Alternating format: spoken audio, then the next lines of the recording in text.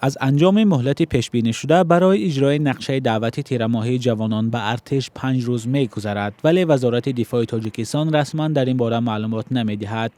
نمایندگان این نهاد در تماس‌های به تکرار ما اجرا گردیدن نقشه را تصدیق یا رد نکردند، هرچند یک مسئول وزارت به ذکر نامش اجرای نقشه دعوت به ارتش را رد کرد. نمایندگان برخی سازمان‌های جمعیتی از وجود عامل‌های صحبت می‌کنند که می‌تواند باعث سریع وقت اجرا نگردیدن نقشه جلب جوانان به ارتش گردد.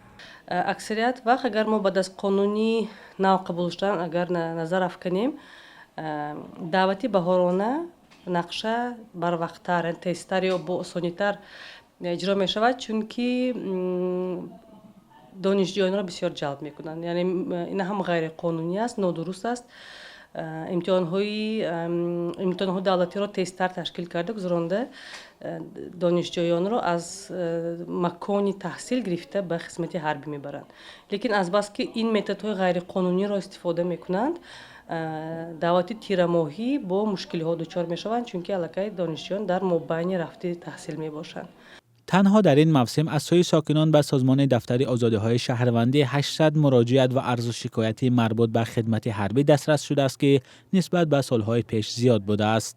مسئله اساسی که ما رو به تشویش آورد این دعوت سالی تیرماهی سال 23 این فشار و جلب کردن غیر قانونی والدین همچون واسطه فشار به دعوت شونده می باشد. بسیاری وقت والدین رو با راه فریب یا زوری به کمیسریت‌های حربی آورده، نگاه داشته در بینای کمیسریت‌های حربی فشار آورده، مجبور می‌کردن که با فرزندان خود در تماس شد، فرزندانی که اکثریت بیرون از وطن در مهاجرت ملتی هستند یا تحصیل میکنند در دانشگاه‌های بیرون از تاجیکستان.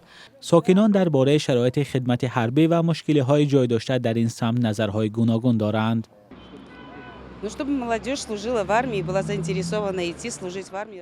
برای آنکه جوانان در ارتش خدمت کنند البته شرایط مهیا کردن لازم است. اولا تامین خوراک خوب. مهترسالاری یا دیدفشینه را باید نیست کنند، زیرا مادران از فرستادن فرزندان خود به ارتش میترسند. مهترسالاری که ریشه‌کن شد، والدین با کمال میل فرزندان را به ارتش گسیل میکنند.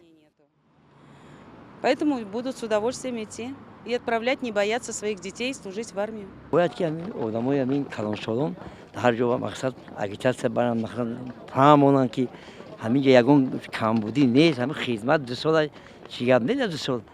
بسیار وقت میگن که همین لاتاکو بسیار میکنن، همین که ازدواجش میکنن، برای همون نمیروند. مثلا دیگه دولت ها هست спокойно همشون بخشون میروند.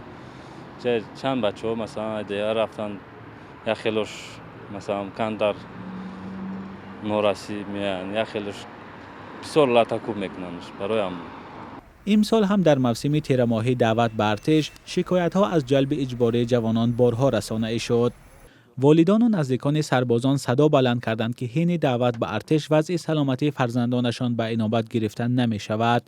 در تاجیکستان سال 2 بار بهار و تیر ماه معرکه دعوت جوانان به خدمت حربی صورت می‌گیرد که در هر دعوت مسئله شیوه جلب جوانان به ارتش به یکی از موضوعهای داغ رسانه‌ها تبدیل می‌یابد.